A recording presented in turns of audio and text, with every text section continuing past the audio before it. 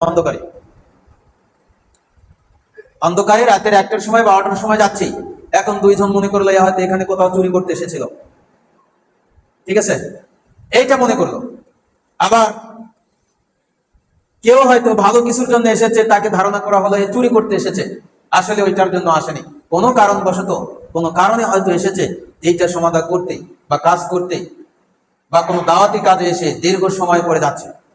এই যে রাতের অন্ধকারে একটা ধারণা করা হলো। আবার কাউকে এখানে দাঁড়িয়ে থাকতে দেখলাম, রাস্তার পাশে দাঁড়িয়ে থাকতে দেখলাম, এখন ভাবছি এ যেন কি করতে এসেছে এখানে। এই রকম ধারণা আল্লাহ রাব্বুল আলামিন বলছেন এরকম ধারণা করাই হচ্ছে বড় ধরনের পাপ, এই পাপ থেকে বেঁচে থাকতে হবে।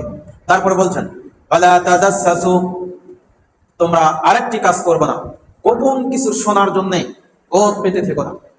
ওয়ালা তাজাসসু, গোপন কথা শোনার জন্য কোথাও ওত পেতে থেকো না।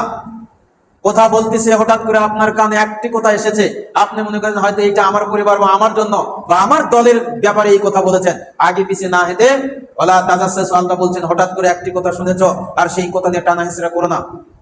ওয়ালা ইয়াগতাব বাযুকুম বাযান, আর এক অপরের প্রতি